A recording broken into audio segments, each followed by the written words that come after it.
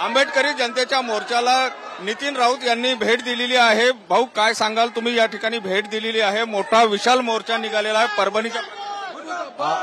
आपण या ठिकाणी बघतात की मोठ्या प्रमाणामध्ये आंबेडकरी जनता या ठिकाणी संसदेमध्ये अमित शहानी जे वक्तव्य केलं त्याचा निषेध करण्यासाठी परभणीची दुर्दैवी घटना घडली आहे त्या घटनेला न्याय मिळवून देण्यासाठी या ठिकाणी सडकेवर उतरलेली आहे। आणि ही चळवळ आहे, हे आंदोलन आहे, हे या ठिकाणी थांबणार नाही तर पेटणार आहे। आणि आपण बघाल की आज एवढा मोठा जनसमुदाय जेव्हा या ठिकाणी येतो याचाच अर्थ देशात या घटनेच्या संबंधाने पूर्ण आग लागलेली आहे।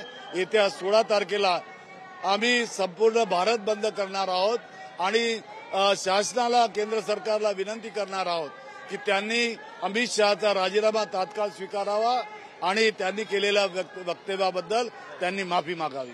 नक्कीच अमित शहा यांचा राजीनामा स्वीकारावा आणि त्यांनी तात्काळ केलेल्या वक्तव्यावर माफी मागावी अशा प्रकारची मागणी नितीन राऊत यांच्याकडून होताना दिसते आहे।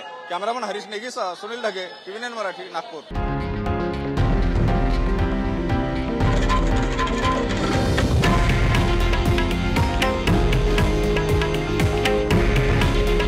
हे आहे देशातील नंबर 1 न्यूज नेटवर्क आणि आपण पाहत आहात TV9 मराठी।